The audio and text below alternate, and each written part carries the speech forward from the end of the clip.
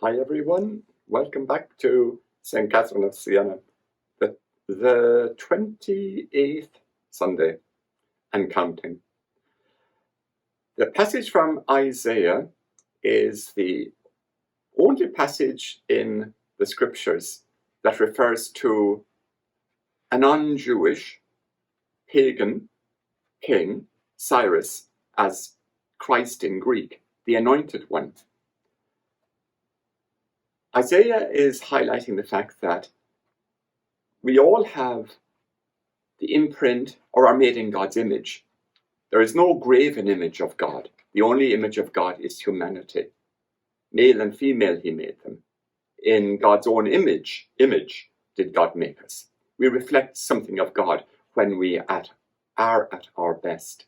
Cyrus, an outsider, he is the ascending superpower. The Babylonian Empire is waning. Now Persia is on the move. And it is the Persian King Cyrus who gives freedom to the Jewish people in exile. And he actually supported their return to Judea, Jerusalem, and contributed to the building of the Second Temple. It highlights that God is at work and is not confined to any religious community or religious tradition. Religious communities and traditions, by their very nature, reflect and are called to be a light in the darkness, we who live according to the word of God, at God's beckoning and call. You have an element of that in the gospel, where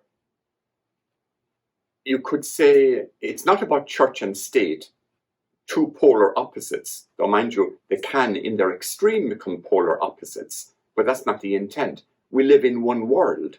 The Gospels put it another way, where Jesus says in John's Gospel, he wants us to live in the world, but not of it, not of the world's standards, meaning selfishness, domination, brutality, lack of everything that is God-like, compassion, mercy, kindness, charity, outreach, living together. The passage to Thessalonians, Paul had to leave Thessalonica in a hurry. He has caused the ire of some of his fellow Jews in the synagogue or synagogues there, and they are not in agreement with him that the Jesus of Nazareth is the promised Messiah, the promised Anointed One. He has to get out of town in a hurry. Now, some of the people in Thessalonica are betwixt and between. They could not run away and didn't. Has he abandoned them? So Paul, along with, the letter is not from Paul only, by the way. It is, where are we? From Timothy and Silvanus, also known as Silas. So Paul, Silas, and Timothy. Timothy historically was sent back to Thessalonica with the greetings and the expressed concern of Paul. There's an interesting phrase in this passage where he says, I have you in my prayers and in my thoughts. Now here in the US, you're in my prayers and thoughts has sadly become an extremely cheapened idiom. Prayers and thoughts. Oh, sweet God. It's like saying, I'm thinking about you. Don't call me, I'll call you. But Paul, in expressing the fact that out of sight is not out of mind, he is thinking about them, but he does something very concrete. He sends Timothy back to them. And in fact, Timothy catches up with Paul, who had to escape southward towards Athens and then eventually ended up in Corinth. He sends people who obviously were good mediators, were acceptable to both sides. He was not. It's down to, very often it's not the message, it's the messenger. So Timothy is able to breach the gap. He goes back to Thessalonica, and the prayer and the thoughts of Paul are not just in his head, they're expressed in a very concrete manner. Here's a question for maybe some of the younger viewers. 1. When you think of somebody maybe in your prayers or you're thinking about them, what practical thing are you going to do? It's not enough to say, well, I'm praying for you, I'm thinking about you. Well, where's it going? A card? Well, as a different generation, maybe not cards and emails, but well, an email might be nice. But reach out. Paul reaches out through Timothy. He was in a very curtailed situation. He could not go back. We're all in very curtailed situations at the moment. And people that are important and people we love are in curtailed, lockdown, limited situations. But still, that does not break our communion and contact with them. So how do you reach out to somebody you are presently thinking about? It's not good enough just to be, I'm thinking about you, or that dreadful, worn out phrase, you're in my prayers and my thoughts, and my eyes go up to heaven going, oh well, that's the end of that. You're in my prayers and thoughts. That's not enough. Prayers and thoughts is the first step to action, work of charity, and outreach. Go for it. See you in a minute or two. Okay, who was paying attention? Did you notice that it's not the 28th week? I had to be reminded, by the way. It's the 29th. But, you know, coronavirus. It's a dull day in the kingdom. Have a great week.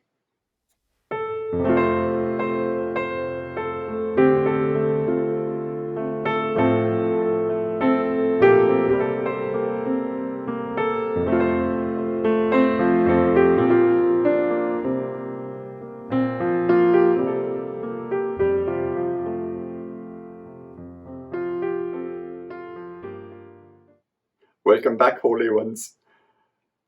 We're on the brink of a major, well, they are all major elections here in the US at the moment, 3 weeks away, in fact.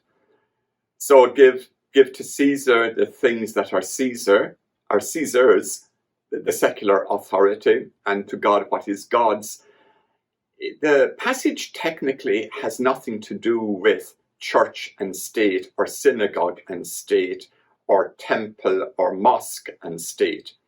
It has to do with non-extremes.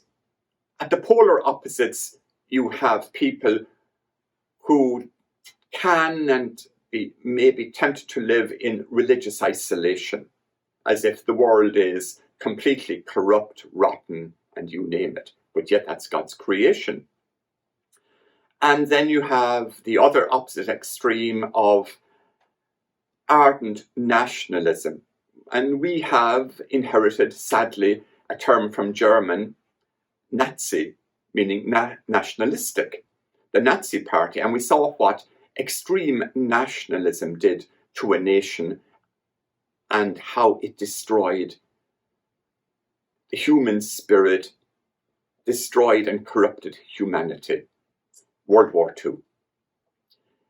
Moving away from the extremes and either or, Jesus manages to bridge the gap, and it's not about one or the other, it's about how can we bring both together. We live in a nation, we live under secular laws, we all have the ability to vote and express our opinion. Go do it. It's our obligation, truly.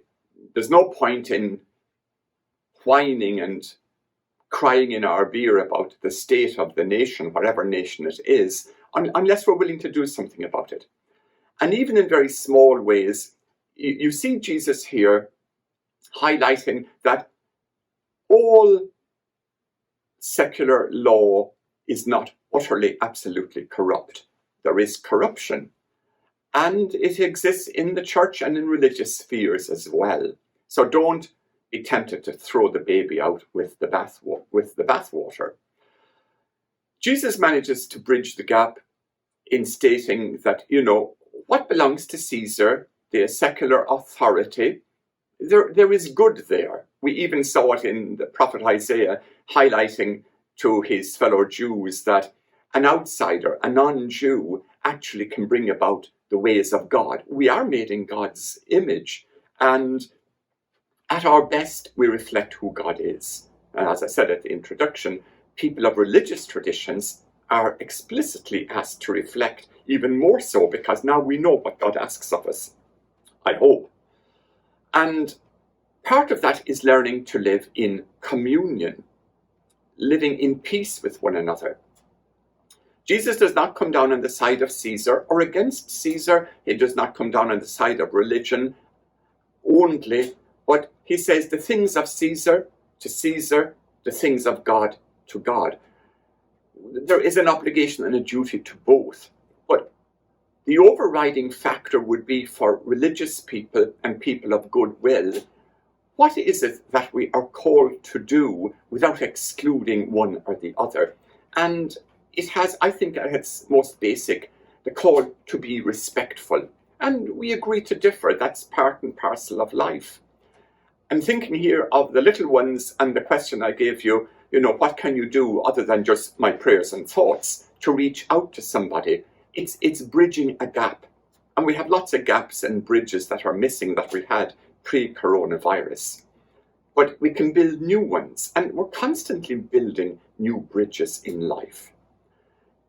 Jesus does it here by highlighting the fact that we can live in the world, we can live very morally, we can live at a level of care and concern expressed in very concrete ways, not just thinking and dreaming or praying about it and leaving it there. Do something. Be practical. Reach out. Offer a helping hand. The Caesar may be in some of your lives. I'll go with the children. I think it's an easier place. The other one is fraught with danger at the minute. And that is, Caesar probably is your parents or parent or whoever is the adult figure in your life. Offering guidance and keeping the world of your household and home at a steady keel and at least above the water level. And we all have to agree that sometimes we're not in the mood to do something, and yet it has to be done. Somebody has to take the garbage out. Somebody has to tidy up after a meal. Somebody has to do something. We're not waited on. Parents are not slaves. Children are not called to be slaves. We do it together. And that's life's journey. It's learning how to do this. In the civil world, in the world of politics, be it religious or otherwise, it's the same issue. It's the challenge, how to be in communion. And in the Catholic Church and the Roman Rite and the Orthodox, those of us who celebrate a communion where we're willing to be in the presence of each other, willing to dine together, and in the doing, God is present in our midst. And the first part of celebrating the Eucharist, a vital part in the first table at which we dine, is the table of the Word. We slowly but surely learn to listen. It's not easy. Trust me, I know. It is very difficult to listen because sometimes we're not in the mood, we're tone deaf, we've tuned the person out, and it's a skill, but it's one we are constantly learning and fine-honing, learning to listen and how to respond, how to communicate with the other. And ultimately, I'm thinking politics here, we get to a stage where we agree to differ. And it's the lack of what is commonly known now as civil discourse, sadly. The shouting, the screaming, the ranting and the raving, the booing, the shouting. We're called to be civil. We find God in our civil discourse.